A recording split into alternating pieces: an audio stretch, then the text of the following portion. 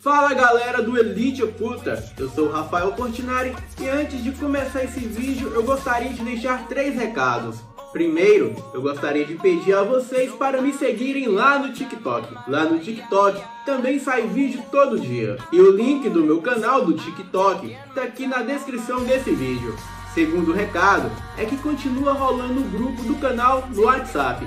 O link para entrar no grupo também se encontra aqui na descrição desse vídeo. E por último, tá rolando a sessão Corujão todos os dias às 2 da madrugada aqui no Elite Oculta. A sessão Corujão é uma maratona com os melhores relatos do canal para você que tem insônia e fica procurando o que tem de mais assustador aqui no YouTube. Agora, peguem a pipoca e bora pro relato.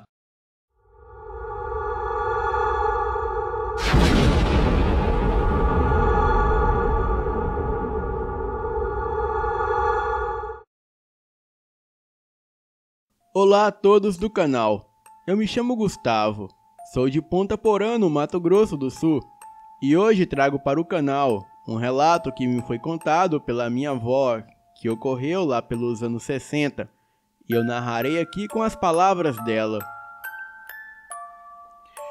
De uma família de 8 filhos, o Pedro era o único homem e o filho caçula. Ele era diferente. Talvez por ter crescido em meio às irmãs, ele sentia-se um pouco excluído, mas ele era quem ajudava o pai na roça desde os 13 anos.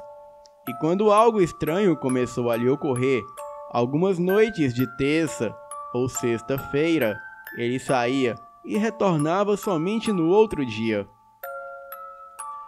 O seu pai notava algo estranho e lhe interrogava, mas ele dizia de modo confuso que não se recordava de absolutamente nada. O tempo passou e Pedro virou um homem, aliás, um homem considerado por todos na comunidade, porque ajudava muita gente, ele visitava os doentes, ele estava sempre nos velórios e auxiliava a todos que dele necessitavam na comunidade de Canápolis, no interior de Minas Gerais. Mas estranhamente nas noites de terça e sexta-feira, ao cair da tarde, exatamente às 18 horas, ele desaparecia. E só viam Pedro no dia seguinte, cansado, com as vestes rasgadas e abatido, e ele não falava muita coisa. Às vezes, parece que ele havia levado uma surra de chicotes ou coisa do tipo, mas quando perguntavam, ele não se lembrava de nada. Algumas pessoas, como Dona Isidora, a antiga moradora da província, que auxiliava a todos por ser uma mulher muito bondosa, ela começou a notar que aquele homem, quando aparecia no dia seguinte, ele andava a pedir sal nas portas das casas. Então, a Dona Isidora e tantas outras pessoas assentiam e, sem questionar, eles cediam as xícaras de sal. O Pedro agradecia e, virando-se para o lado da rua, ele ia embora sem dizer muita coisa. O Zé Burguês era um exímio caçador e o Tatiano, que não ficava para trás, o acompanhava nas noites silenciosas de caçadas às margens da represa de Carmópolis.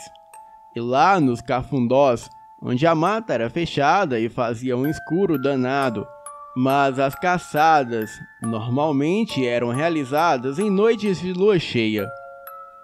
Eles então caçavam capivara, e em uma noite quente de lua cheia, de repente, o Zé Burguês, ele avistou o animal roedor de longe. Era uma das bitelas. E o Tatiano clareou com a lanterna, e então o Zé Burguês abriu fogo.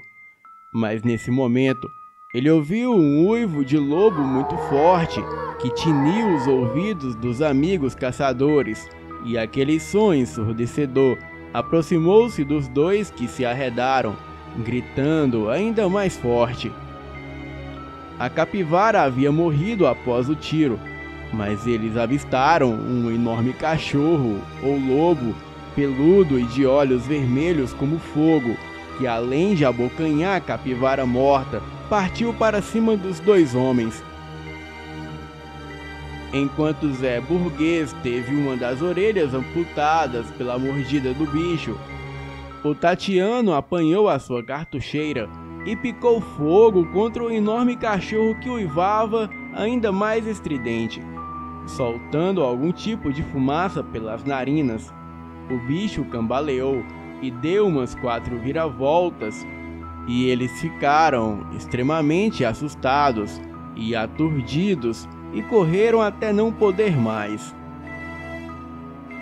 E quando os dois amigos caçadores chegaram de volta até o barco que se encontrava amarrado às margens da represa de Carmópolis, eles então ouviram ainda mais forte o uivo do enorme lobo, ou cão peculiar, que mais parecia o cavalo do Satanás. Aquela coisa rosnava ferozmente e cada vez mais próxima, vindo em direção ao barco dos caçadores. Então o grunhido aproximava-se cada vez mais perto deles, e quando novamente clarearam o farolete, eles avistaram aquele enorme cão peludo correndo de 4 patas em direção ao bote. Os seus olhos rubros como sangue, mas pareciam o semáforo do inferno em sinal vermelho. O animal vinha com tanta velocidade, ainda que machucado pelo tiro que havia tomado anteriormente, que parecia que iria atirar-se no barco e devorar os dois amigos em uma abocanhada só. E foi quando então o Zé Burguês, mesmo com a orelha sangrando, ele preparou a potência. Era um caramuru, carabina calibre 22 LR, modelo K5, uma arma muito rara de coleção particular que o Zé Burguês havia adquirido do tio Rico, um bom velho caçador de Carmópolis, talvez o melhor de todos eles. Então, ele ajeitou a ferramenta, que disparou de forma certeira por 2 vezes, e a fera de olhos vermelhos em brasa, parecendo o próprio diabo em forma de lobo, recuou, cambaleou alguns metros para trás, e parecia que, enfim, o demônio estava morto. Ao silenciar o confronto, o Tatiano clareou mais uma vez com o farolete, e a fera estava inerte, toda gélida e finalizada. Eles comemoraram o abate do Beelzebu de 4 patas. Os caçadores deixaram aquele lobo, ou cão gigante, amarrado em um pé de caju às margens da represa de Carmópolis. No dia seguinte, às 5:30 da manhã, ainda estava meio escuro, quase clareando o dia. Então o Zé Burguês e o Tatiano, eles retornaram do outro lado das margens da represa para ver o animal amarrado e o que fariam com aquilo. A surpresa assustadora e horripilante tomou conta dos amigos caçadores. O Pedro estava amarrado na árvore, com as vestes rasgadas e ensanguentadas. Ele ainda respirava com alguma dificuldade, e os amigos caçadores, levando a mão à boca, quase tiveram um desmaio. Eles não sabiam se gritava ou chamavam a polícia, o hospital, o delegado ou o senhor prefeito. E foi quando o Tatiano disse: "Por favor, Zé, ninguém vai acreditar na gente, é melhor ficarmos quietos." E o Zé Burguês concordou. E como Pedro ainda respirava, embora com alguma dificuldade, os amigos perceberam os sinais vitais e o levaram ao hospital de Carmópolis, e após um certo período ele se recuperou, embora tivesse ficado com algumas sequelas. Os dois amigos caçadores não tocaram mais no assunto, e o Pedro, como sempre, não se lembrava de absolutamente nada. Somente anos mais tarde, o Tatiano e o Zé Burguês contariam a história em alguns velórios por lá, mas o tempo passou e a lenda continuava na província. O homem de roupas rasgadas continuava voltando no clarear dos dias seguintes para pedir sal nas casas, e ficava claro que o Pedro era o lobisomem de Carmópolis. O Pedro, ele morreu, mas a lenda continua atormentando até hoje o local, e as pessoas que vivem em Carmópolis, elas passam longe, muito longe da estradinha do sítio, onde viveu o lobisomem da província. Bem, este fato é real e me foi contado pela minha falecida avó, que morreu no ano de 1994. E como ela era uma mulher idônea e não gostava de inventar mentiras, eu acredito totalmente em seu relato. Ela também me contou outros causos que em breve eu trarei aqui no canal.